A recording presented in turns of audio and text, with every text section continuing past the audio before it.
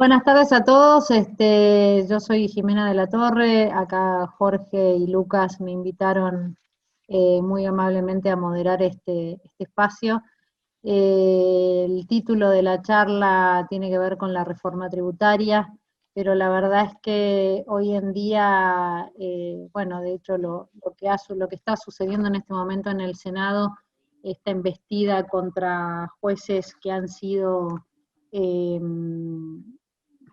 de alguna manera incómodos al gobierno actual, no deja de sorprendernos. Y la verdad es que es como lo hablábamos más temprano con Jorge, ¿no? Pareciera como que la agenda del gobierno va por un canal y la realidad de los argentinos pasa por otro lado, ¿no?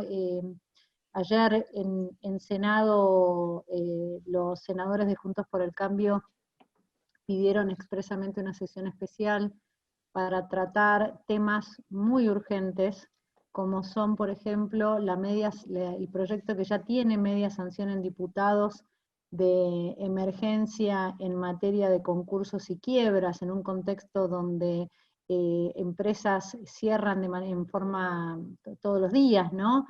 No poder salir con ese proyecto de emergencia que es fundamental, que va a traer cierto alivio a los empresarios, a las pymes, a los comercios, y que hace más de fácil, no sé Jorge, no me dejes mentir, pero hace fácil 2 meses que se trató en diputados y sigue frenado en el Senado, esperando no sabemos muy bien qué. Lo mismo nos pasa con la ley de economía del conocimiento, o sea, si hay alguna oportunidad para que este país pueda traer dólares al país en un contexto donde ayer hubo prácticamente un default privado forzado a través del Banco Central, justamente por la falta de dólares en el Tesoro, una economía como es la del software, que tiene el dinamismo y la capacidad de, a través de exportaciones de servicio, permitir el ingreso de dólares al país. La verdad que no se entiende. Primero que cuando ya estaba listo ese sistema, ese régimen que de alguna manera generaba, fomentaba beneficios para esa industria, cuando estaban listos para lograr empezar a ver esos beneficios en enero del 2020, este gobierno suspendió su aplicación con la excusa de que se necesitaba hacerle modificaciones a la ley.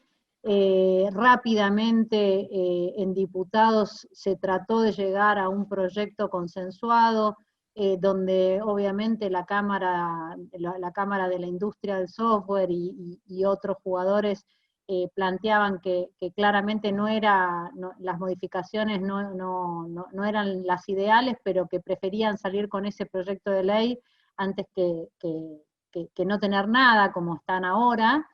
Y eso hace más de 4 meses que ha tenido media sanción en diputados, con todo el acompañamiento de Juntos por el Cambio, y resulta que cuando llega a senadores, vuelve otra vez a dormir el sueño de los justos, mientras los proyectos prioritarios parece que son la reforma judicial, una reforma que no hace más que aumentar el gasto, trasladar a jueces que les han resultado incómodos, perseguir a un procurador general, a un fiscal que ha sido por demás probo, correcto. Si hay una persona que es ejemplo de corrección y de ecuanimidad y de apolítico y técnico, es el doctor Casal, y sin embargo, como les resulta incómodo y como se viene además una modificación grande en nuestro sistema eh, judicial, porque bueno, el poder en los fiscales va a ser cada vez más grande con el sistema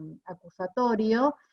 Bueno, no tengo los 2/3 en el Senado para nombrar a mi propio procurador, entonces invento una causa para correr a Casal, colocar al que viene después en línea sucesoria, que es un Abramovich, y bueno, y nada, está todo bien, nada sucede, y entonces como no tengo los 2/3, invento que en vez de ir a juicio político tengo que ir a un jury, y como en el jury no tengo los votos, porque ese tribunal, si ustedes conocen, está conformado por 7 miembros, como no tengo los votos asegurados para que ese jury finalmente lo desplace a Casal, empiezo a jugar figuritas y cambio a los miembros del jury. Entonces el abogado que era el representante del Senado, que tenía mandato hasta noviembre de 2021, lo corro ahora, porque, bueno, porque se me ocurrió. Esas cosas que es de tal prepotencia, está todo atado a un plan de impunidad mucho más grande, muy lo que más sorprende o no, es muy bien planificado desde antes de llegar al gobierno, ¿no?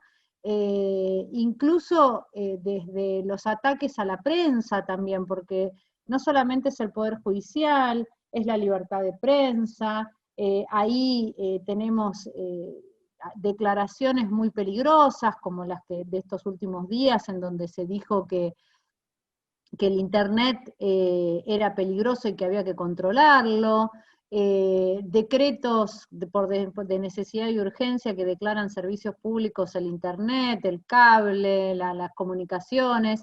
Sabemos cómo termina todo eso, y no es solamente mala calidad, sino control sobre los contenidos. Eso es lo más peligroso, ¿no? Así que bueno, básicamente la idea era hablar de reforma judicial, pero la verdad que todos estos temas nos preocupan, nos ocupan, y bueno, me encantaría, y tal vez espero que a ustedes también, tener la mirada sabia de Jorge, de Lucas, que nos cuenten un poco cómo lo están viendo. Muchas gracias.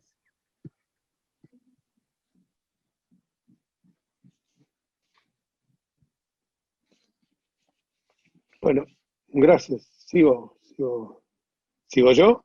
Dale, Jorge. Bueno, el panorama que nos brindó Jimena, desde luego que es muy amplio y con los pies sobre la tierra, con el sentido que menos impera en la Argentina, que es el sentido común. Hoy lo hablábamos a la mañana, nosotros todavía seguimos inventados en algunas cuestiones que a veces cuando veo algunos chats parece una discusión de lo que Borges llamaba la Torre de Marfil, estar encerrados en esa Torre de Marfil y no ver la realidad. Hoy estamos viendo que empresas muy poderosas como Falabella, como Globo, son simplemente ejemplos paradigmáticos de lo que está sucediendo en la Argentina, se está yendo del país.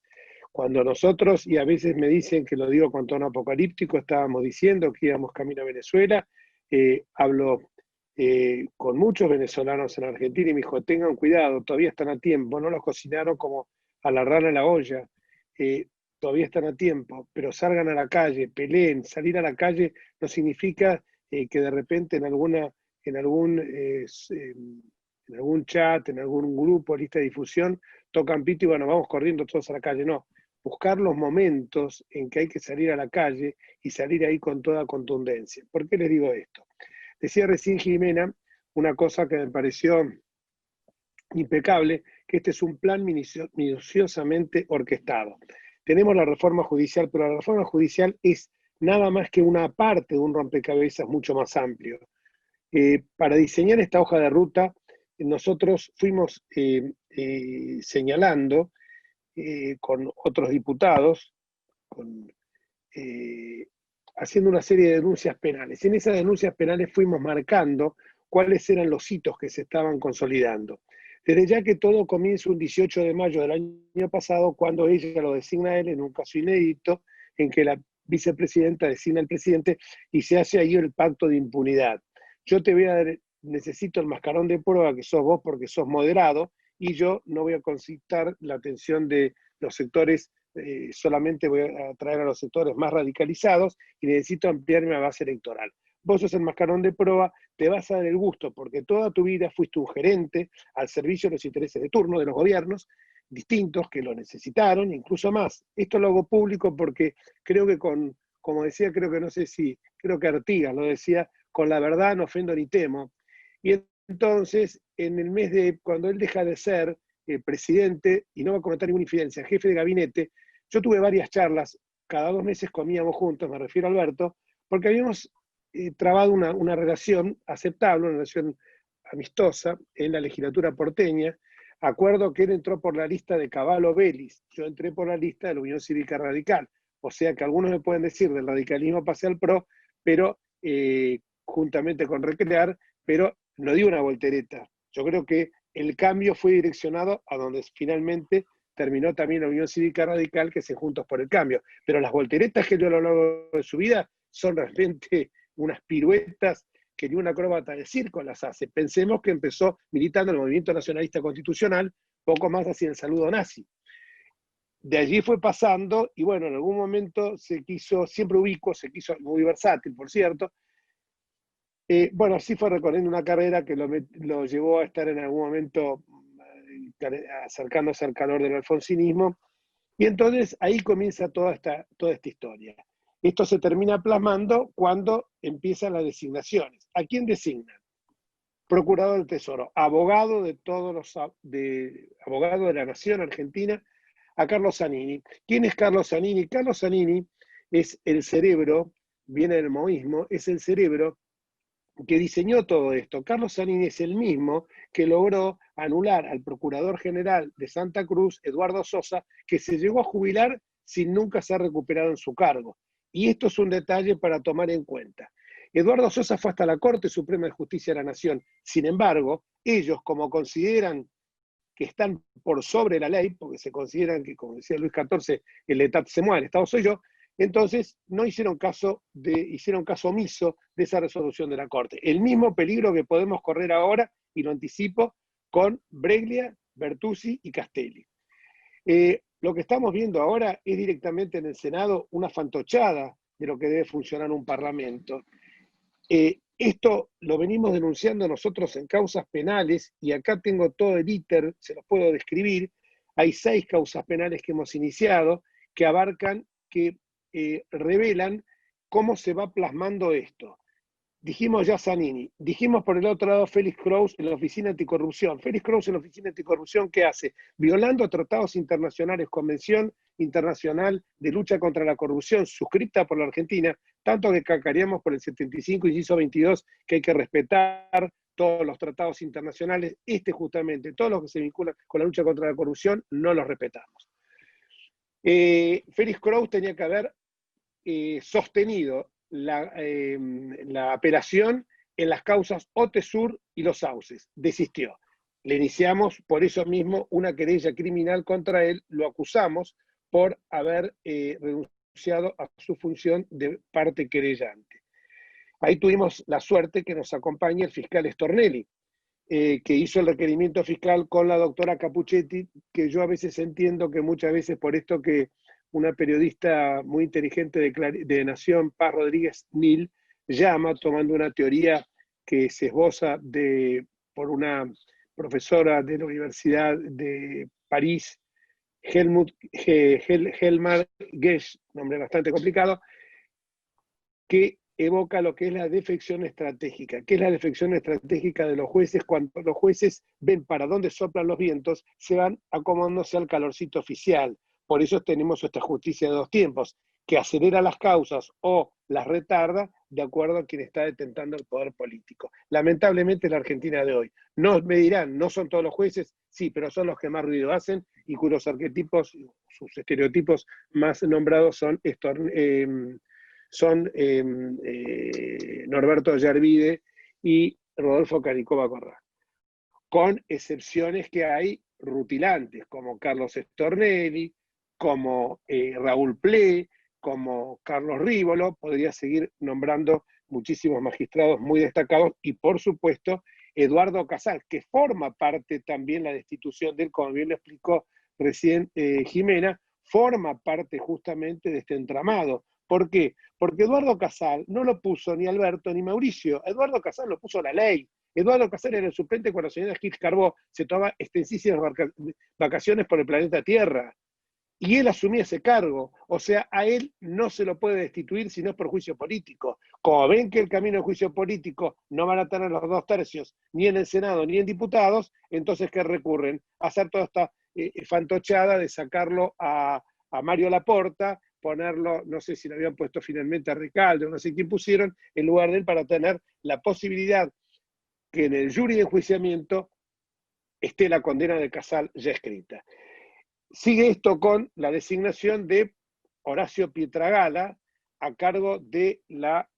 Horacio Pietragala es un barra brava, que como es un nieto desaparecido se logró acomodar en este esquema, y Horacio Pietragala fue, recuerden ustedes, el que se encargó de la excarcelación, de impetrar como secretario de Derechos Humanos, apretando. Recordemos que esto es una táctica vieja del kirchnerismo, cuando dijo Ollarvide que quiere si me agarraron del cogote. Bueno, Horacio Pietragala fue el que logró la excarcelación de Vudú y de Delía. Pero esto también se compadece con un personaje que se llama Juan Martín Mena, en la Secretaría de Justicia, que lo ponen justamente a cargo del área de protección de testigos y de arrepentidos. ¿Por qué es esto?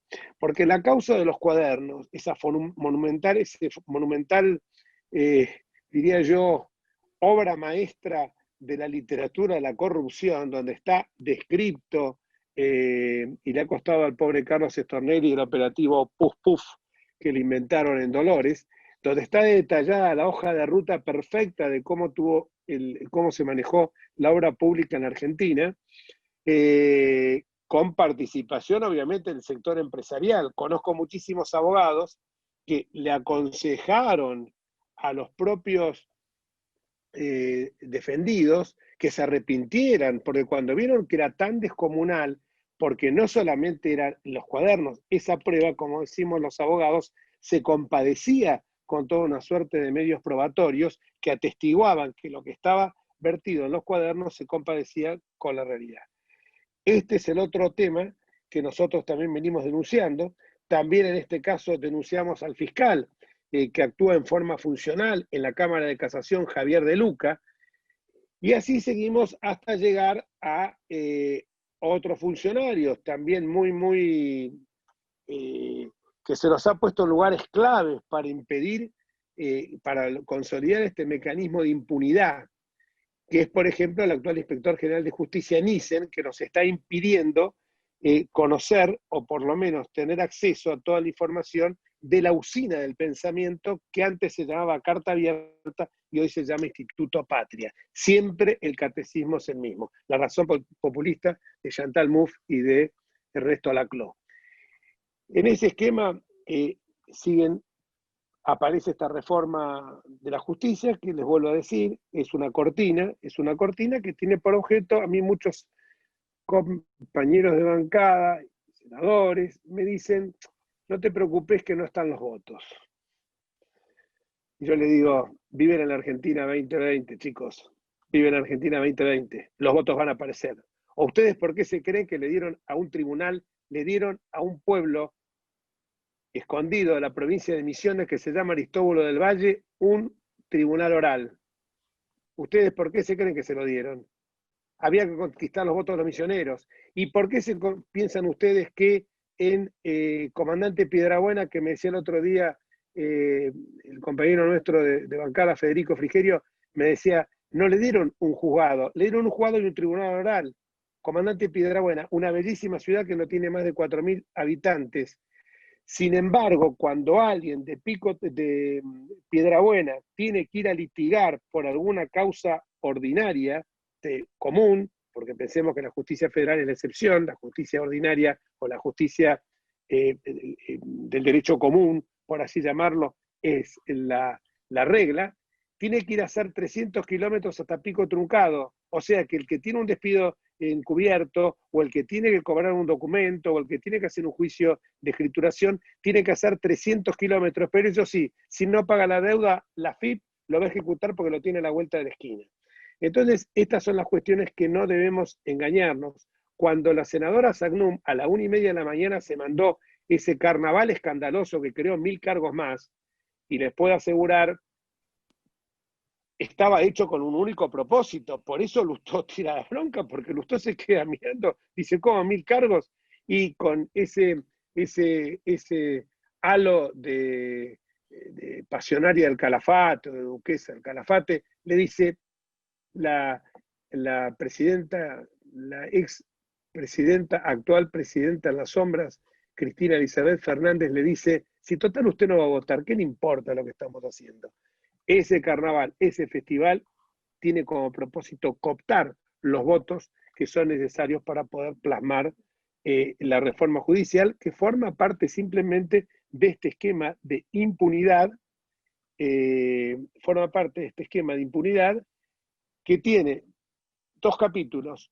Primero, lograr la impunidad de ella, sus secuaces, sus hijos, y la segunda parte es tapizar, pavimentar el camino que nos lleva al autoritarismo. Para esto, por eso también es necesario ampliar la Corte. Y con esto la termino. ¿Por qué ampliar la Corte? La Corte es el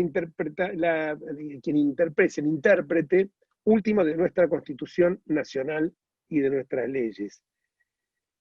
La Corte es, como decían unos abogados, la ratio última de la arquitectura constitucional. ¿Qué tiene como propósito la Corte cuando interviene? Cuando hay normas constitucionales en tensión, derechos y garantías individuales en pugna.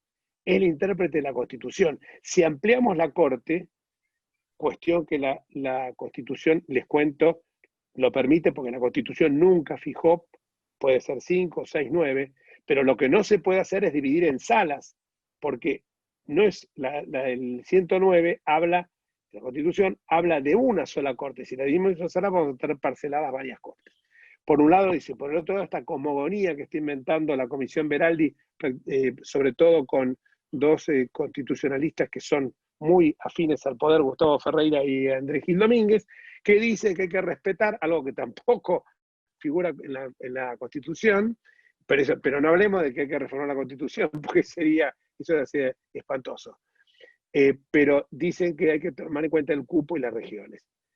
Si llegan a cooptar la Corte, y con esto finalizo, no va a hacer falta reformar la Constitución por estas cuestiones que yo estoy planteando. Lo triste es que me parece que la Corte hoy está viendo a ver cómo se va acomodando, y yo creo que está jugando un papel de ver para dónde va a venir la mano, si los van a tocar o no los van a tocar a ellos. Mientras los argentinos sigamos viéndonos nada más que con el ombligo, mirándonos el ombligo, y viendo que los intereses individuales predominan sobre los colectivos, creo que no tenemos futuro. Pero todavía estamos a tiempo y creo que de nosotros depende ponernos firmes y no dejarnos avasallar. Y no entrar, por Dios, en internismos absurdos, en jubilar a gente, que yo no quiero jubilar a nadie. Yo quiero que todos se sienten en la mesa de la oposición. Y no generemos más estas divisiones y estos comentarios, la verdad, que ocurrieron en las últimas horas, que para mí son tristísimos. Cuando veo fuerzas políticas que están pensando en internas, digo, ¿no están viendo que se nos va la República? ¿No están viendo cómo pueden estar discutiendo una interna algunos partidos políticos? La verdad que no lo entiendo. Sinceramente creo que tenemos que ver con una visión mucho más larga, mucho más, con una visión con mucho más alcance, y pensar las cosas que realmente le preocupan a la gente, que hoy son el bolsillo y la inseguridad. Gracias. Bueno, gracias, Jorge. La verdad que gracias a todos por estar hoy acompañándonos. Gracias, Jimena, por la moderación y por la coordinación. Mucho se habló en estas semanas, mucho se escribió, mucho se analizó sobre el proyecto de reforma impulsado por el gobierno y que ya, como sabemos, tiene media sanción del Senado. Yo preferiría en esta charla no ahondar en los cuestionamientos técnicos, jurídicos, judiciales del proyecto, sino en el mismo tono que Jorge, hacer algunas consideraciones más políticas, que nos sirvan como disparadores, como detonadores para iniciar después una ida y vuelta, ¿no? Hacer esta charla más interactiva y más entretenida. Lo primero que tengo para decirles es que con el kirchnerismo nos puede pasar cualquier cosa. Lo que jamás nos puede pasar es sorprendernos. Si a esta altura el kirchnerismo logra sorprendernos, es porque somos o muy ingenuos o verdaderamente tenemos un severo problema cognitivo. ¿Qué quiero decir con esto? El kirchnerismo no tiene metáforas, no tiene dobleces, no tiene metamensajes. Cuando dicen que van por los medios, van por los medios. Cuando dicen que van por el campo, van por el campo. Y cuando dicen que van por la justicia, van por la justicia. Y si las veces en que lo han intentado en todos estos años no pudieron consumarlo, creo que no ha sido por falta de voluntad política o decisión de ellos, ha sido porque la oposición, la gente o determinados resortes institucionales se activaron para impedírselos. Y hoy tenemos, lamentablemente, nuevamente, una fuerte avanzada del kirchnerismo sobre la justicia. El proyecto de ley de reforma judicial es una de las patas, ¿no? Es uno de los ejes de ese intento de avasallamiento sobre un poder independiente de la República. Pero a mi juicio hay otros tres, como bien lo mencionaban Jorge y también Jimena. Otro es la creación de esta comisión consultiva para avanzar sobre la Corte, sobre el Ministerio Público y sobre el Consejo de la Magistratura. Otra de las patas de este avance es claramente el intento de destitución y reemplazo del Procurador General. Y otro es lo que estamos viendo, que está pasando en estos momentos en el Senado, que tiene que ver con la revisión del traslado de jueces que ocupan cargos, lugares, posiciones muy sensibles para ciertas causas muy importantes en las que se está investigando la corrupción del kirchnerismo. Toda esta movida yo la sintetizaría en dos conceptos, básicamente. Impunidad y venganza. Miren, cuando el presidente dice que el proyecto de reforma fue una promesa de campaña, omite decir a quién le hizo esa promesa. Pero cuando después vemos qué es lo que están haciendo, por ejemplo, que en la comisión asesora que debe evaluar el funcionamiento de la Corte, del Ministerio Público, del Consejo de la Magistratura, están el doctor Beraldi o Arlanian, bueno, no quedan dudas de que esa promesa se le hizo a la vicepresidenta actual. Impunidad porque Cristina necesita despegarse, junto con el resto de la banda, de las gravísimas causas de corrupción en las que está seriamente comprometida. Y eso no puede hacerlo sin jueces amigos. Pero también venganza. Venganza porque buscan someter y de algún modo cooptar a la justicia para utilizarla como instrumento de persecución y sometimiento de sus adversarios políticos. Miren, yo soy de los que creen que las políticas públicas no deben ser evaluadas por sus intenciones, sino por sus resultados. Pero en todas estas iniciativas del kirchnerismo, de antemano podemos anticipar que sus resultados serán desde ya malísimos para la salud de la democracia republicana, pero a la vez podemos prever claramente que la intencionalidad es la que les digo, impunidad y venganza.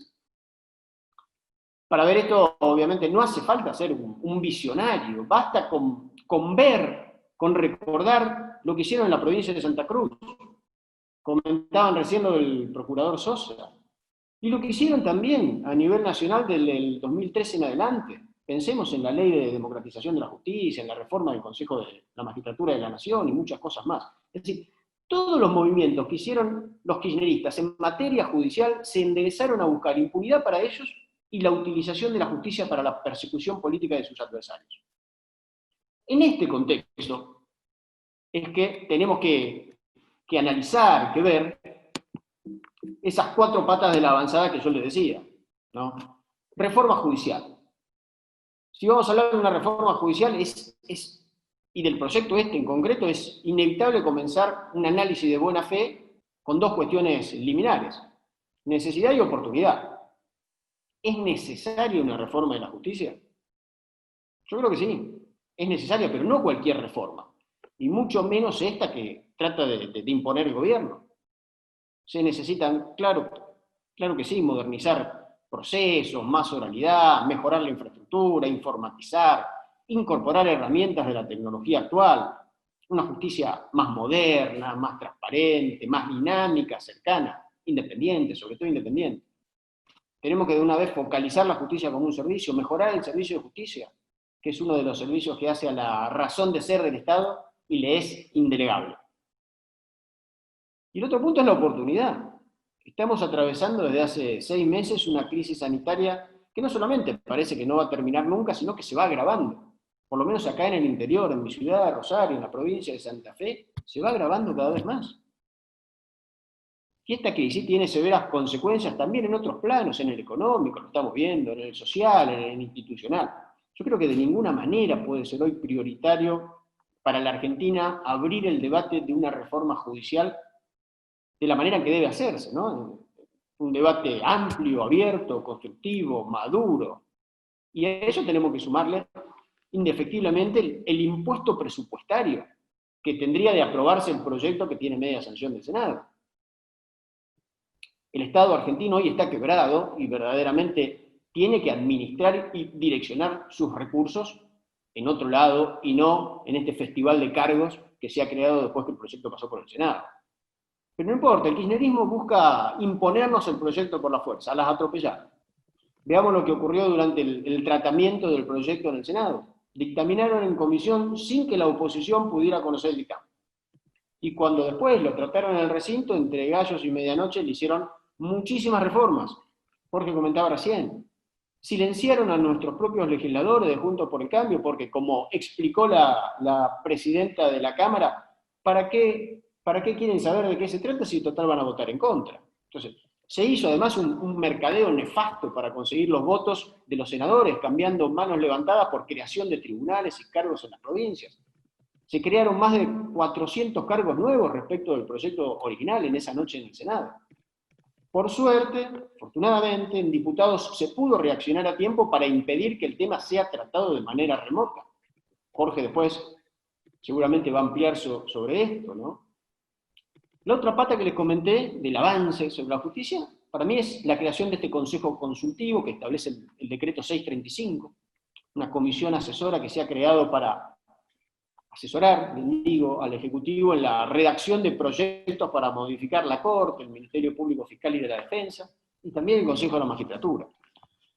Miren, más allá de que algunos han cuestionado la constitucionalidad de la creación de esta comisión y de sus funciones, algunos ven una intromisión del Ejecutivo en el ámbito de reserva del Poder Judicial, lo cierto es que a mi modo de ver atenta contra los postulados de la Ley de Ética Pública, contra la 25.188.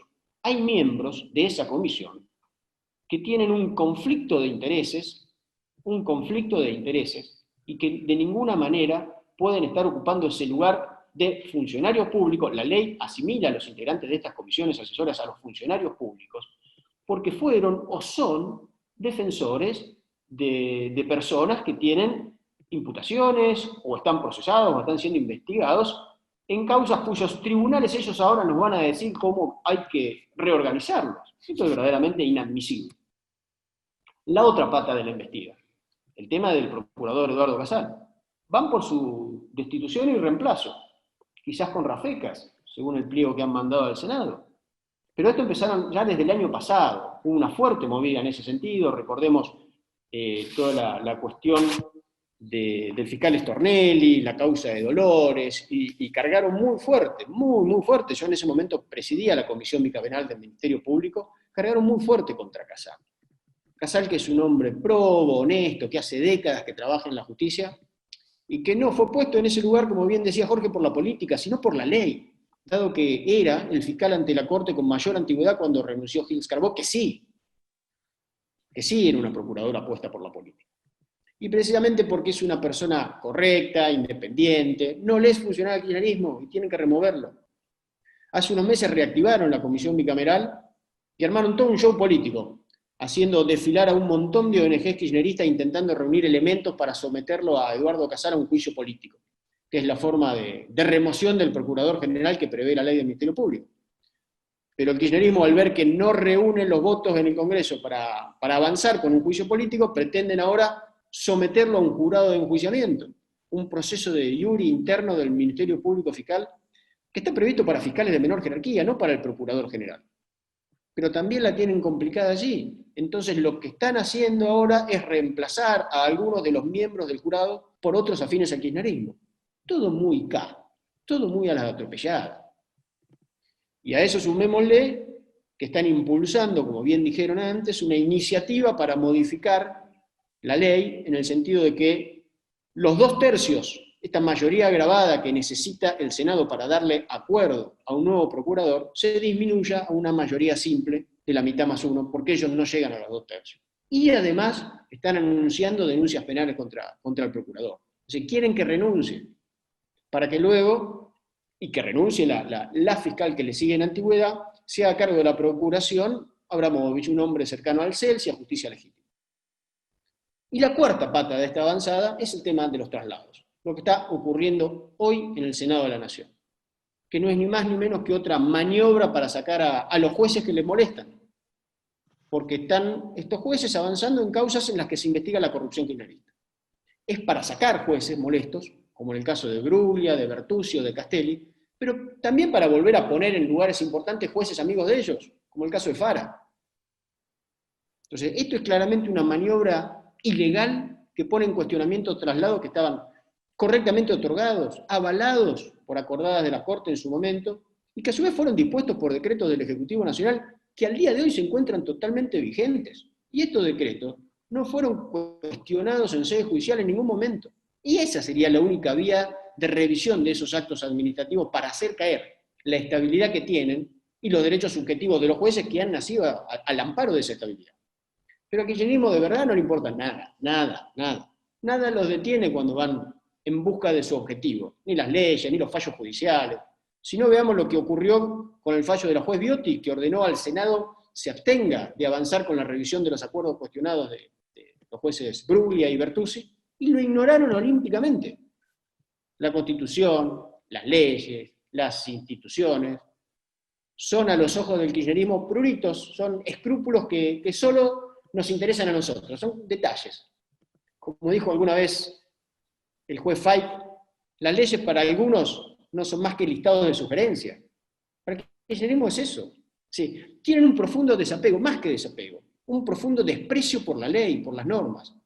Porque ellos se creen por encima de la Constitución, de las leyes, se sienten la encarnación de la voluntad popular y se ponen por encima de todo. Entonces, lo grave, lo que está definitivamente en juego, es el Estado de Derecho. Estado de Derecho que lo sintetizaría en una sola frase, es el imperio de la ley. Nada hay por encima de la ley. La ley es obligatoria para todos, incluso para los que las dictan. No como el caso del presidente de la Nación, que dispuso severísimas restricciones a las libertades individuales, protocolos sanitarios con motivo de la pandemia, que después él mismo se encarga de incumplir permanentemente. Y el cumplimiento de la ley es básicamente un presupuesto de la vida democrática. Estamos en problemas, estamos jodidos en un país en donde se cuestiona si las leyes deben ser o no cumplidas. Y en definitiva, el último bastión de control del cumplimiento de las leyes es el Poder Judicial. Por eso el avasallamiento acá sobre la justicia. Sin justicia independiente no hay Estado de Derecho posible, no hay imperio de la ley. Para ir finalizando ya, ¿no? Sin pretensión de meterme en cuestiones abstractas, conceptuales, diquelógicas, yo quiero terminar dando un ejemplo muy concreto, pragmático. Porque miren, un elemento esencial y constitutivo del Estado de Derecho es la seguridad jurídica, es la certeza sobre el cumplimiento y la vigencia de las normas, la certidumbre en las relaciones jurídicas, la previsibilidad en las reglas de juego. Y eso no se consigue sin jueces independientes. Y mientras no tengamos seguridad jurídica, no vamos a tener inversiones, recién hacían referencia, nacionales, extranjeras, además que de las que tenemos se están yendo, las estamos perdiendo, como vemos en estos días. Con inversiones es el único modo que la Argentina puede generar puestos de trabajo genuinos que le den una oportunidad a los millones de argentinos que hoy viven en la pobreza y que son casi la mitad de nuestra población. Sin una justicia independiente vamos a seguir teniendo impunidad, vamos a seguir teniendo más corrupción y encima no vamos a tener la seguridad jurídica que el país necesita para desarrollarse y para progresar. No tenemos que perder de vista finalmente que la independencia judicial no es un privilegio o un beneficio de los jueces, es una garantía de todos los ciudadanos. Verdaderamente yo creo que como oposición es enorme el desafío que tenemos por delante, pero como ha dicho un general, quizás el general más importante de la historia argentina, que no ha sido Perón, por cierto, para los hombres de coraje se han hecho las empresas. Así que bueno, nada, algunas ideas como para empezar a compartir ahora sí una charla y una ida y vuelta. Bueno, muchísimas gracias, Lucas, Jorge. La verdad que tenemos varias preguntas. La verdad que como oposición tenemos un desafío enorme, ¿no? Y sobre todo tenemos que ser muy responsables en las formas, y a veces nos preguntan por qué no hacemos más o no vamos más a fondo, y también es cierto que en algún punto somos distintos, ¿no? Si nosotros usamos las mismas armas que ellos y vamos al atropello y al choque, no son las maneras. Hay canales institucionales, hay formas de llevar adelante estas cuestiones, y hay obviamente distintos lugares, ¿no? O sea, cuando uno cumple un rol como es el de Jorge, donde él está en el Congreso, tiene tiene obligaciones que debe cumplir y debe respetar también, si es minoría, las decisiones que se toman en mayoría. Ahora, el rol de la ciudadanía, que se ha visto cada vez más, de alguna manera, más valorizado en los últimos tiempos, es fundamental, ¿no? Y ahí es clave la educación ciudadana también, porque si nosotros como ciudadanos queremos defender la Constitución, la República, las libertades individuales, la democracia, también debemos dar el ejemplo de institucionalidad en nuestras manifestaciones, ¿no?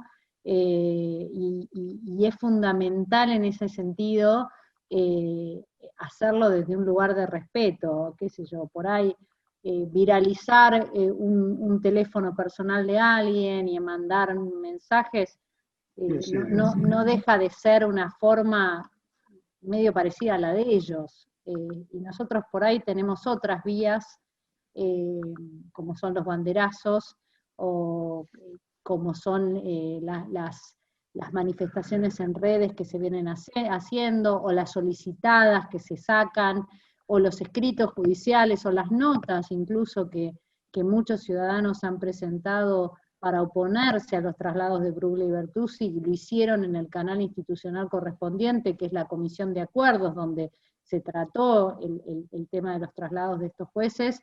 Creo que es muy importante que tengamos entre los roles como Jorge, que está en Diputados, y la ciudadanía, un canal de comunicación fluido en donde poder ir orientando la necesidad de manifestarnos y de plantarnos frente a estos avasallamientos, ¿no? Bueno, entre las preguntas, la verdad que muy interesante las exposiciones de ambos, creo que muy claras.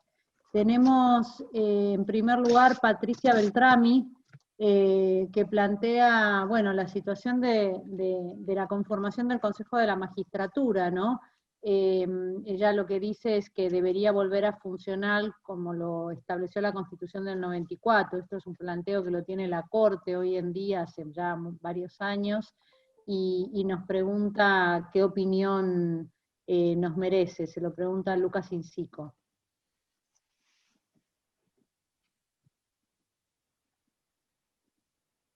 Te doy la palabra, Lucas. Sí, ahí está.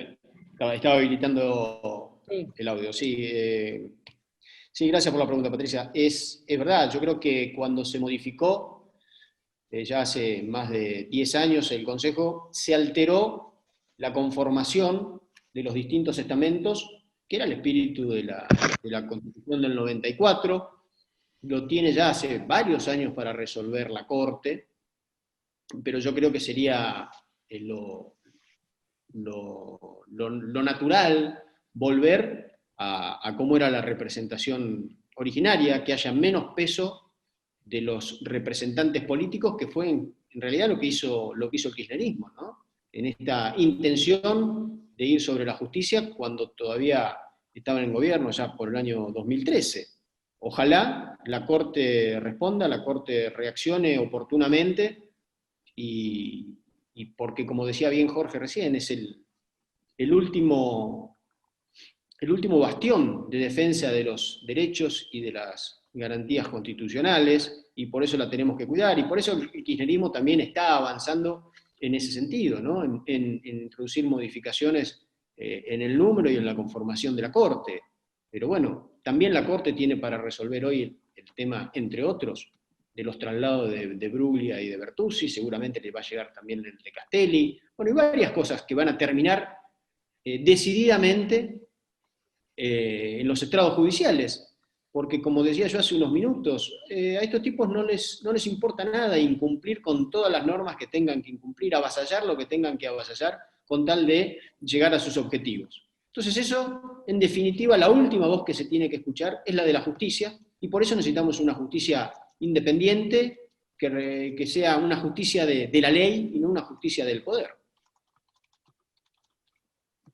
Bueno, ahí me acaba de entrar la noticia de que finalmente han decidido el rechazo de los traslados, con lo cual deberían volver 41 votos de los presentes en el Senado. Fueron rechazados por unanimidad, exactamente. Hay una pregunta interesante de Luis Vasco, para Jorge Enrique, si no ve una contradicción en el traspaso de la justicia ordinaria a la ciudad y el recorte de la coparticipación, ¿no? Esto de obligaciones y gasto de la mano. Sí, totalmente de acuerdo, Luis. Bueno, Luis de esto lo conoce largamente porque hasta diciembre fue el fiscal general de la Ciudad Autónoma, cargo que prácticamente ejerció durante los últimos 14 años, se conoce bien la ciudad, hemos trabajado juntos en muchos de estos temas. Yo entiendo que sí, yo entiendo que cuando la situación es más complicada todavía, porque cuando se está hablando de este punto de coparticipación, punto y pico que nos sacaron, que son más de 35.000 millones de pesos, pensemos que hemos destinado en el último tiempo para el aparato de sanidad por el tema del COVID 20.000 millones. Ahí tenemos nosotros pensemos que la justicia civil ordinaria de la Ciudad Autónoma fue desguazada en un 50% cuando se creó el CAIT, y fue desguazada en un 35% cuando se creó el Fuero Penal Contravencional y de Faltas. O sea que esto logramos nosotros con una fórmula polinómica durante la gestión de Garabano, y en el caso, cuando yo estuve subsecretario de Justicia, logramos que se hiciera una fórmula polinómica que determinó 2.500 millones de pesos que nos debían, pero de ahí ex post había que hacer un cálculo. Creo que esto va a conspirar, porque imagínense que estamos violando el 75, inciso segundo, de que toda transferencia de competencias partidas, de competencias, millones y funciones debe ser con las partidas presupuestarias correspondientes, cosa que acá en este caso no se está cumpliendo, y yo creo que en definitiva esto conspira también contra el traspaso, porque si nos van a seguir traspasando competencias sin la plata, bueno, realmente nos van a desfinanciar. Ya el vicejefe de gobierno ha anunciado de que van a hacer un recorte significativo en obras de infraestructura, porque educación, seguridad, salud no se puede tocar. Entonces creo que el tema va a ser complicado, sobre todo porque el tema en materia de seguridad se relaciona también con tener una justicia penal propia, penal contravencional y de faltas, y todavía nos faltaban una cantidad importante de delitos para que nos traspasaran. Sí, eso va a conspirar evidentemente contra el traspaso de las competencias, y seguimos teniendo la autonomía renga, ¿no? Mutilada. Tremendo. Bueno, ahí de la mano con lo que acaba de suceder hoy en el Senado, Emilio Dovidio pregunta cómo imaginan que termina el tema Bruglia-Bertuzzi desde el punto de vista fáctico, ¿no? Si es que la Corte u otro tribunal no ordena lo contrario de lo que seguramente decidirá, bueno, ya decidió el Senado. Bueno, creo que la Corte va a intervenir, disculpa, creo que la Corte, si realmente la Corte es consecuente, porque pensemos que los traslados estos fueron realizados conforme la acordada de la Corte y conforme el Consejo de la Magistratura. Y acá caemos en el tema que recién estaba hablando Lucas, y con mucha precisión, hay que seguir evitando ese componente político, porque fíjense que el Consejo de la Magistratura, que uno se pregunta, ¿cómo? No iba a ser ni el autogobierno de los jueces, ni iba a implicar una inhibición injustificada del poder político, esto del poder ejecutivo. ¿Cómo puede ser que cambie de visión en un momento dado? Ese Consejo de la Magistratura permitió que pasaran estos jueces, porque además estos jueces son la misma jurisdicción y la misma competencia. El traslado no implicó otro cambio más que porque son dentro de la misma jurisdicción y la misma competencia. O sea que no fue un traslado que requería acuerdo del Senado. Eso lo dijo el Consejo y lo dijo la Corte. No visualizo una Corte a menos que, como circula por ahí, hay alguna rencilla interna en la Corte que va a hacer primar, de vuelta a lo que dije antes, intereses particulares sobre el interés general. Yo, conociendo a los ministros de la Corte, creo que van a fallar conforme a derecho y van a dejar sin efecto la decisión del Senado, por inconstitucional a todas luces. Es más, la sesión de hoy es absolutamente ilegal, tan ilegal como fue la nuestra el 1 de septiembre. Así que yo creo que van a ir a esa decisión. Ahora, lo que ocurre después es, ¿se podrá cumplir? Porque, de vuelta, caemos en lo que pasó con Eduardo Sosa, que se jubiló sin haber sido repuesto en su cargo. Esta gente viene por todo, o sea, no. Por eso me parece que es muy difícil que se pueda. No sé qué visión tenés vos, Lucas y Jimena. A ver, yo creo que coincido totalmente con lo que decías vos. Hay dos acordadas de la Corte, la 4 y la 7, las dos del 2018, de la Corte con la conformación actual, que están avalando y dándole el visto bueno a estos traslados. Pero además hay otra cosa. Como yo decía hace un ratito, los traslados los dispone, después de salir del Consejo de la Magistratura, después de estas acordadas de la Corte, los dispone el Poder Ejecutivo de la Nación, con actos administrativos, con decretos. Y esos decretos ya pasaron casi 2 años y no fueron cuestionados en ningún momento. Entonces, esos decretos están vigentes al día de hoy. ¿Qué va a hacer el Ejecutivo Nacional hoy? ¿Va a derogar esos decretos y va a dictar otros? ¿Y qué pasa con la estabilidad del acto administrativo, según el artículo 17 de la ley 19.549, y los derechos subjetivos que los jueces han adquirido bajo la vigencia de esos decretos? El derecho al juez natural, el derecho a la estabilidad, a la inamovilidad. A ver, es un desastre en términos jurídicos lo que está haciendo el kirchnerismo. Entonces, yo entiendo que lo que ha pasado hoy pensando como están haciendo la estrategia los kirchneristas, lo que ha pasado hoy en el Senado de la Nación, le darán cuenta al Ejecutivo, el Ejecutivo tendrá que dictar nuevos decretos, dejando sin efecto los decretos anteriores que disponían los traslados. Ahora, todo eso va a ser también materia de judicialización. Y por otro lado está la Corte. La Corte que está interviniendo por un recurso extraordinario por gravedad institucional. Hay per saltum que se interpuso. Entonces, no sé si la Corte resolverá en el per saltum o resolverá cuando le llegue el expediente por alzada vía recurso extraordinario, porque también la resolución de primera instancia, los jueces la apelaron y está en la Cámara en lo contencioso administrativo. Pero, en definitiva, a mi modo de ver, esto termina en la Corte. Ya lo tiene la Corte. Tiene que resolver la Corte. Necesitamos una Corte de la ley, una Corte que resuelva conforme a derecho y sin presiones políticas. Ahí, sumando, adhiriendo un poco a lo que dicen Jorge y Lucas, hay un argumento adicional que creo que no es menor. Hay otros 65 jueces que están en la situación de Bruglia Bertuzzi, que significa que han sido trasladados en iguales condiciones, y que mañana, si las decisiones de estos jueces no son funcionales o cómodas para el gobierno de turno, podrían perfectamente aplicar el mismo sistema. Entonces van a haber jueces a los cuales se les va a dar marcha atrás a los traslados, a otros jueces no, Imaginen eso en lo que es la garantía de inamovilidad de los jueces, de la garantía del juez imparcial, ¿no? Cómo afecta esa espada de Damocles que uno nunca sabe cuándo lo van a sacar del lugar que está ocupando hoy.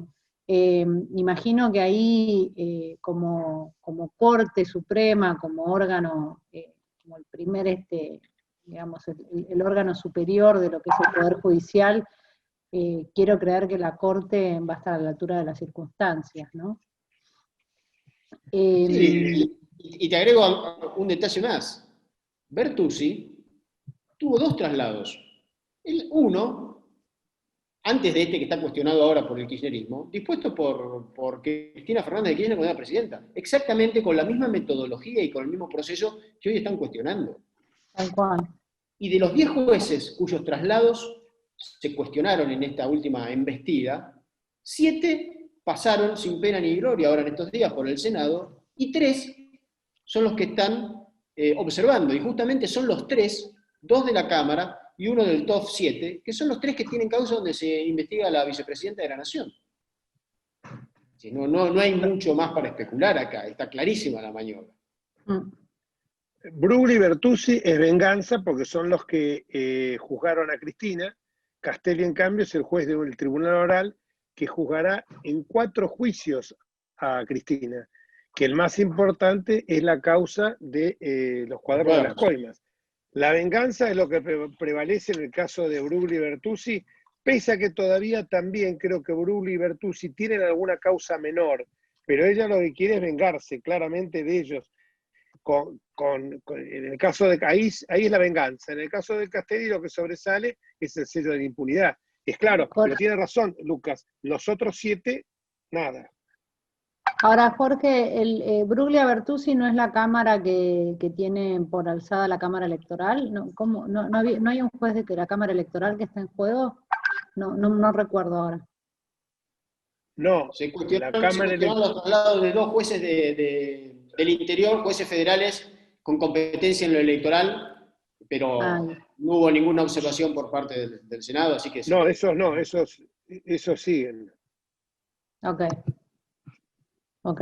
Acá pregunta concreta de Nicolás Perot. Dice, ¿cuáles son las acciones concretas que tiene Juntos por el Cambio para frenar esto?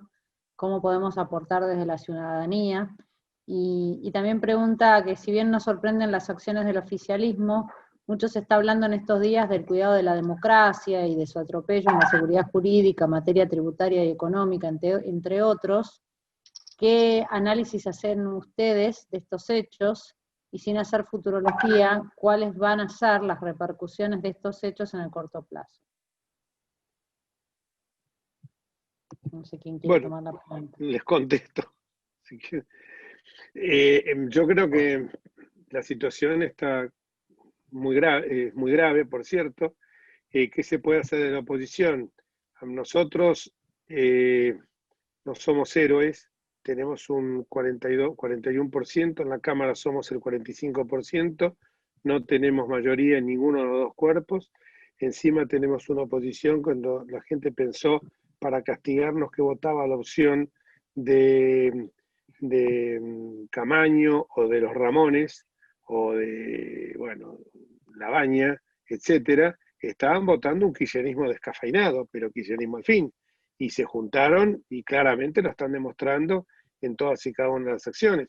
Por eso es difícil. Lo que nosotros decimos siempre es que, no me gusta mucho la palabra, el empoderamiento ciudadano en esto es esencial.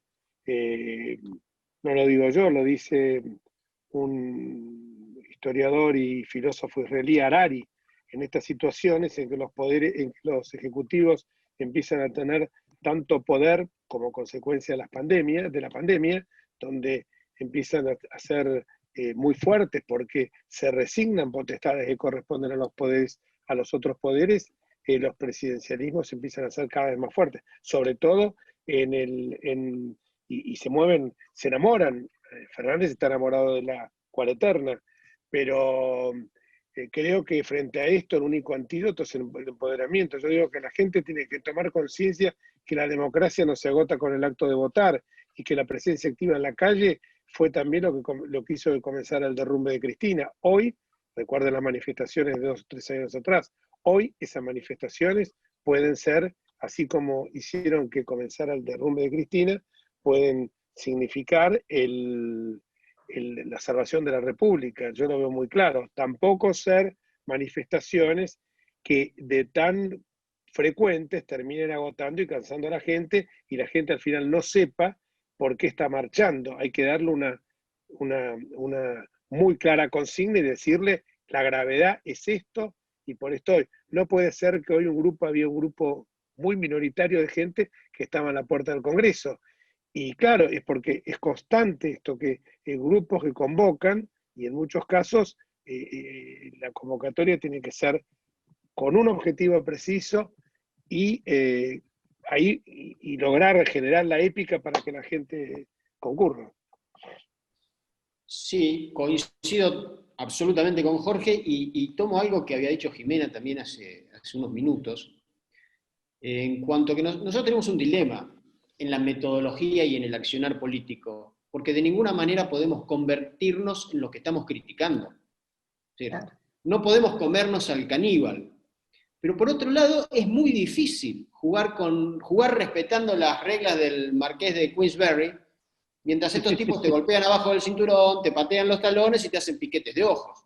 Entonces, bueno, no nos comemos al caníbal, pero no dejemos que el caníbal nos coma a nosotros. Es un equilibrio finito, delicado, que tenemos que manejarlo absolutamente dentro de la institucionalidad, pero activando todos los resortes de la institucionalidad. Y la gente en la calle es uno de esos resortes, y me parece que es lo que más resultado nos está dando ahora, como decía Jorge, sin desgastar ese recurso, pero estamos en minoría en las dos cámaras, y es muy difícil. Entonces, la gente en la calle y la justicia fallando de acuerdo a derecho. Me parece que esas son las dos patas. Ahí creo que también tenemos que lograr pensar de otras maneras creativas, ¿no? Coincido con Jorge, con Lucas, el abuso de los banderazos puede ser contraproducente. La verdad que ellos le tienen mucho miedo a la gente en la calle, porque la calle siempre fue de ellos. No les gusta la gente en la calle, con lo cual es muy poderosa la herramienta, pero lo que no nos puede pasar es salir a banderear una vez por semana, porque cuando salís a banderear una vez por semana se pierde sentido, se pierde fuerza, se pierde masividad, y finalmente les das de comer a ellos, ¿no? Porque finalmente dicen, bueno, ven, al final son 4 gatos locos, y no es la realidad. Ahí creo que tenemos que pensar juntos, de manera creativa, otras formas de plantarnos. Hay, qué sé yo, se han hecho otras cosas, como solicitadas, como cartas, donde han firmado muchas personas. Creo que hay posibilidades, y obviamente me quedo corta, qué sé yo, panfletos en la vía pública. Hay otras alternativas que se pueden pensar, que tal vez generen, nos ayuden de alguna manera a poner algún tipo de presión, sin llegar a tener un banderazo semanal. Ahí otras preguntas. Ahora estoy escuchando acá que hay mucha gente que está expresándose. En el Senado. Sí. En el Senado hubo hoy bastante gente, estaba vallado, se ve que había algún temor de que fuera, porque hoy el Senado estuvo vallado, y la realidad es que pareciera que hoy en día los cañones, digo cañones desde un lugar pacífico, ¿no? Pero creo que la mira está en la Corte. Ya sabíamos cómo iba de alguna manera a decidir el Senado. Jorge Chun comenta, creo que es hora de armar un grupo político y coherente por el bien de todos y con visión política social. Luis Sebasco hace también otro comentario, dice, cuando el kirchnerismo no les gustó la Corte, los escracharon en Plaza Lavalle, ven otro escenario igual a corto plazo, al juez Villamena de Lomas le dieron el acuerdo. No sé si quieren hacer algún comentario sobre esas preguntas. Son comentarios más que nada. Sí, cuando al kirchnerismo no le gustó la Corte, Néstor Kirchner, por cadena nacional, Salió a decir, ¿no? salió Sí, a pedirle la renuncia, después vinieron los juicios políticos y demás. Pero bueno, yo creo que a veces también los tribunales necesitan, los jueces necesitan de cierto fervor popular, que sepan que no están solos, que lo están apoyando. Bueno, pasó con el juez que tiene el concurso de Vicentín. Sí. Yo creo que hubiese sido otra la historia si la gente no salía a apoyarlo y que el juez sintió verdaderamente que tenía esa espalda de apoyo de la gente para resolver como resolvió después. Me parece que a veces es necesario. Entonces, con todos los recaudos, con todos los respetos, sin desgastar, sin generar banderazos todas las semanas, pero estas manifestaciones últimas, las del 20 de junio, la del 9 de julio, la del 17 de agosto, me parece que están marcando la temperatura de un humor social, y si es necesario que cuando la Corte tenga que resolver tal o cual cosa, que se llene la gente, que se llene la Plaza Lavalle de gente pidiendo por la legalidad y por la justicia, yo no lo vería mal. No sé si es bueno o es prudente meterle presión personal desde la política a los miembros de la Corte. Creo que por ahí te puede salir el tiro por la culata, ¿no?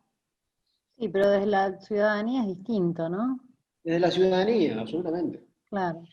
Yo acá Ahí, lo que quiero agregar, esto es una cosa justamente que discutíamos el otro día con algunos asesores. Bueno, Luis Sebasco coincide conmigo, y que coincida conmigo Luis Sebasco, que viene de la justicia, que es bastante más fuerte que lo diga yo. En el caso de Casal me dijo a mí, lo conozco, fuimos compañeros de colegio, me dice, aunque vengan degollando, a mí no me van a bajar. Pero me dice, vos sabés qué bueno que Jorge, todas las manifestaciones de apoyo que he recibido de ustedes, por ejemplo, qué sé yo, cartas de lectores que hemos escrito, yo artículos que escribí, dice, eso es muy bueno porque yo siento como que me están apoyando, siento como que no estoy solo, porque llega un momento en que vos sos un ser humano y que decís, bueno, estoy solo, ya estoy en condición de jubilarme, más y que se arreglen los otros. Pero me dice, yo estoy acá y voy a sostenerme a pie juntillas por la República. Eso por un lado es lo que le da respaldo, lo que hace que la persona se sienta que no está sola, que no está arando en el mar, por un lado. Y por el otro lado está lo que se llama el strepitus fori, que es el clamor del pueblo cuando ve que que se le están riendo en la cara. A mí nunca me gustó presionar en la corte, y ni siquiera yo, cuando he tenido alguna vez asuntos en tribunales, hacíamos, bueno, acá está lleno de abogados, lo veo a Tamini, lo veo a Federici, veo una cantidad de abogados, que Pérez de María, muchos que deben haber hecho lo que hicimos siempre, el alegato de oreja, pero nunca fuimos a apretar a ningún juez, ni a hacer una manifestación y una batucada para que fallara conforme lo nuestro. Hacer el alegato de oreja, que significaba tener una conversación amable para explicarle, pero explicarle de buena fe, no explicarle de una manera para que se sintiera apretado o se sintiera presionado. Pero hay momentos de la vida política cuando uno ve esto, y cuando la verdad que uno ve lo que yo hablaba de esta teoría de la defección estratégica, que uno tiene que movilizarse, porque son un poder del Estado, forman parte, la gente no se da cuenta, pero los tres poderes somos el gobierno del Estado, ellos también son el gobierno de un Estado. Entonces, es bueno que sepan esto, que se vean que están presionados, que se vean que hay un clamor popular. Ahora se está generando acá, bueno, la gente que está viniendo, yo estoy escuchando en mi oficina, yo estoy en el 10º piso, y les puedo asegurar que se está escuchando un infierno de cantidad de gente. Ya terminó la sesión y están recorriendo, están circundando todo el palacio, han cortado el tránsito. Eso es importante porque se ve que la gente está empoderada, como decía yo recién, ¿no? Hay otra pregunta que quedó descolgada que me gustaría levantar. En un momento preguntó Nicolás Perot que dice, mucho se está hablando en estos días del cuidado de la democracia y su atropello en seguridad jurídica, materia tributaria, económica, entre otras. ¿Qué análisis se hace en el corto plazo, ¿no? La realidad, en materia económica y tributaria, lo que sucedió ayer con el cepo, este default al que nos llevaron al sector privado, obligándote a tener que refinanciar tus compromisos privados y dándote solo la posibilidad de pagar el 40% de tus deudas, es tremendo. Lo mismo pasa con este impuesto pandemia que le han llamado a los altos patrimonios, que no viene a morigerar los efectos de la pandemia como plantea el título del impuesto, sino que lo que viene es a profundizar los efectos que generó la cuareterna, como dijo Jorge, ¿no? Realmente en un mundo donde estamos, en un mundo en crisis, donde la lucha por el capital privado, donde el atraer las inversiones cada vez se recrudece porque está el mundo entero en crisis y todos necesitan salir y reactivarse económicamente, no vamos a salir adelante sin la inversión privada. Y si no logramos mejorar y crear puestos de trabajo genuinos, la reactivación económica es prácticamente imposible. Entonces, realmente, vuelvo por ahí al inicio de esta charla, ¿no? Cuando uno ve que la agenda de este gobierno pasa por la embestida judicial y nos quedamos durante una hora hablando de estos temas, cuando deberíamos estar pensando en cómo hacemos para levantar las persianas de los comercios que hoy han cerrado, restablecer el empleo genuino, el empleo privado, recuperar la actividad, recuperar las inversiones. Ayer decía Melconian muy bien que hoy la inversión que se realiza ni siquiera llega a cubrir el capital de trabajo necesario. O sea, quiere decir, en un mundo, el empresariado conoce muy bien que uno tiene que invertir permanentemente para mantener su capital de trabajo en los top of the línea, con los mejores niveles de producción. De alguna manera es como el service que se le hace al auto, ¿no? Si uno no le hace el service al auto, bueno, el auto un día no va a arrancar. Hoy no está viendo la inversión necesaria para mantener ese capital de trabajo. Es realmente muy peligroso, y cuando los senadores nuestros piden trabajemos sobre economía del conocimiento, sobre concursos y quiebras, y resulta que la agenda de hoy fue desplazar a Blure y Bertuzzi, da mucha tristeza, porque claramente acá mucho gobierno para los pobres, pero no se ve que estén comprometidos para nada con sacar este país adelante.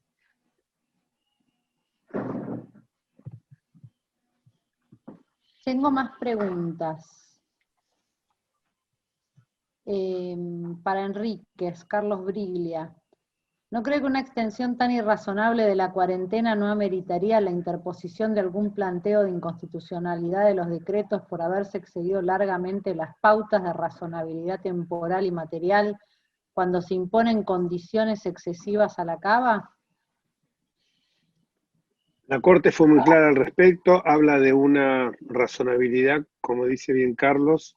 Hola Carlos, una imposibilidad, que la restricción tiene que tener una limitación en el tiempo. Creo que se ha excedido y ya directamente la norma entró en desuetudo, como diríamos los abogados. Ya la norma cayó en desuso, y cae en desuso justamente cuando estamos en el pico, no lo sabemos todavía, más alto de la cuareterna. La frase cuareterna no es mía, es de, como vos dijiste recién, Jimena, el copyright es de Patricia Bullrich. se lo copiamos nosotros, pero es así. Este confinamiento medieval, porque es un confinamiento medieval, evidentemente es absolutamente contrario al, a las normas constitucionales. Y tan es así que nos contaban diputados que venían de Mendoza, y cuando atravesaban San Luis, le sellan las puertas del auto, no se pueden bajar. Lo contaba la diputada Ana Julia y el diputado Cornejo, que le sellaron la puerta del auto y atravesamos toda la provincia de San Luis sin poder bajarnos. Yo estoy absolutamente convencido, ya hay fallos, hoy no, uno lee tantas cosas, pero hoy creo que apareció un fallo, algo vi justamente de San Luis, donde se decía que esta restricción ya era por demás, y además que se reveló que el gobierno de científicos es un gobierno de inútiles, porque tenemos índices altísimos, estamos en el puesto 14 de cantidad de muertos en el mundo. Esto es muy, muy serio, no lo estamos, y encima tenemos esta cosa que quieren volver a reverdecer el tema de porteños y provincianos, crudos y cocidos, y hoy Ginés anda diciendo que la culpa es nuestra. Bueno, son los despropósitos que uno escucha. Yo creo que lo único que aspiro es que esto hay que resolverlo dentro del marco del Estado de Derecho. Lo único que aspiro, y se lo digo de todo corazón, es que acá no haya sangre. Porque cuando la gente salga a la calle, yo a veces veo que hay ya, no es la violencia, la inseguridad de los 4.000 y pico de tipos que liberaron, sino que veo bronca en la gente muy crispada, gente que ya no soporta más todo esto, y encima ve al presidente con el dedito que copió, el dedito acusador que copió de Cristina, y veo que la gente está, lo veo ahora acá se ha formado, hay cualquier cantidad, no sé si escuchan, pero está la gente en la calle y se va sumando más gente, porque la bronca que se tiene es superlativa. Sí, simplemente quiero agregar algo a lo que bien decía Jorge recién. La Corte tiene hoy una causa, tiene un expediente en el que se ha planteado el tema de la interrupción, de la violación del libre tránsito y la libre circulación entre las provincias. De hecho, la semana pasada ha pedido informes a varias provincias, San Luis, una de ellas, creo que también Formosa, Misiones. En algunos lugares hemos vuelto a una situación preconstitucional, anterior a 1853. Hay prácticamente aduanas entre las provincias y no meramente límites interjurisdiccionales. Es decir, la Constitución se ha violentado en muchísimos de sus artículos en estos 6 meses, y hubo momentos donde parecía que el Ejecutivo Nacional reunía la suma del poder público y nos gobernaba con DNU, mientras el Congreso estaba como adormecido los primeros meses y también metido en cuarentena, y la justicia que todavía no arranca. Y eso es grave, eso es muy grave, y tiene que ver con una bajísima calidad institucional. Yo creo que a esta altura la pandemia es una excusa ya.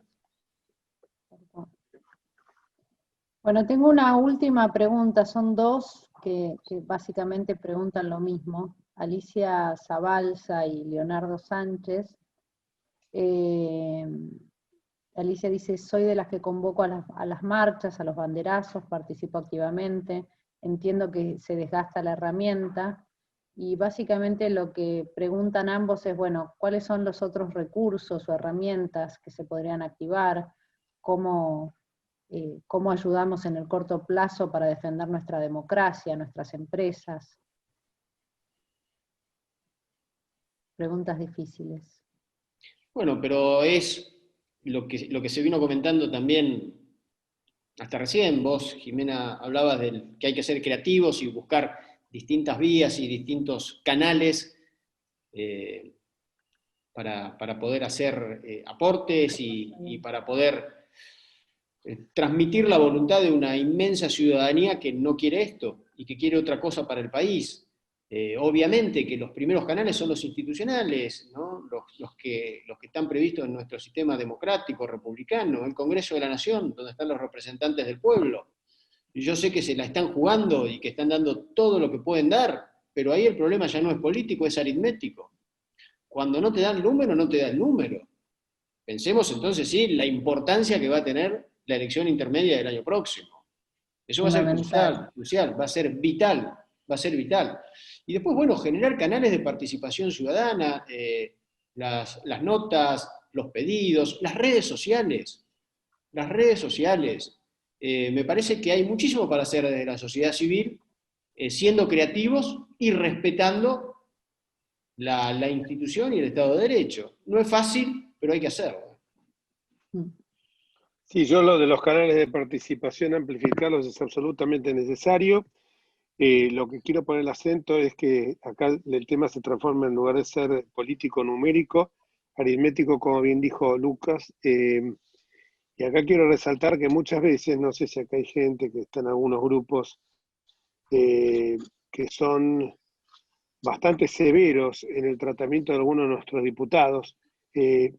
Por ejemplo, el presidente del bloque del PRO, Cristian Ritondo, no me cabe la menor duda que ha realizado una tarea titánica, dejando, él me dijo el otro día, prefiero volver a ser ministro de Seguridad de la provincia de Buenos Aires, de la bonaerense, y no estar acá en esta situación, porque me dice, vos no te das cuenta de lo que es estar el Quijote contra los molinos de viento, y encima que la gente piense, ¿y por qué no hacen más? ¿Y por qué no hace más? Flaco, porque nos votó el 41%. Hubieras convencido a la gente que no votara esa oposición trucha de los Labaña de la vida, de los Ramones y de las Camaño. Hubieras votado otra cosa, flaco. O compraste el pescadito de que Alberto era un moderado. Entonces después parece, y a mí me subleva, porque si bien yo no tengo a lo mejor la responsabilidad, tengo la misma responsabilidad, pero me refiero que no estoy en la mesa donde se tratan los temas de labor parlamentaria, como Cristian, me subleva cuando la gente critica, y critica sin saber de que el tema es absolutamente numérico, pero lo que les puedo asegurar, y Jimena, que es prácticamente como nuestra diputada 117 ya, porque gracias a ella tenemos una visión muy clara sobre todo los temas que ella domina, los temas tributarios, los temas económicos. Te puedo asegurar que los 116 diputados de Juntos por el Cambio estamos unidos, absolutamente unidos. Obviamente, la unidad no es la uniformidad que preconiza la homogeneización de la palabra y la hegemonía del pensamiento como preconiza el kirchnerismo. Tenemos diferencias radicales, coalición cívica, PRO, y aún dentro de nuestras agrupaciones, pero hay un común denominador que es el sostenimiento de los valores republicanos. Y yo ayer hablaba, por ejemplo, con el tema del impuesto a la riqueza, con Facundo Suárez Lastra, él radical, yo PRO, y nos pusimos, y digo, ¿cómo van a votar? No, absolutamente en contra de esto, porque nos parece que esto es generar la desinversión.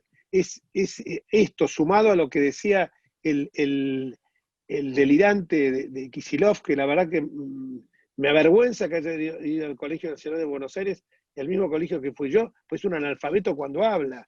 No sé cómo pasó de los 6 años en el colegio. Cuando acuñó esa frase desgraciada, cuando dijo, siendo ministro de Economía, la seguridad jurídica, ese concepto horrible. Bueno, ahí ustedes no tienen idea la cantidad de gente que dice, ¿cuál es guita en la Argentina?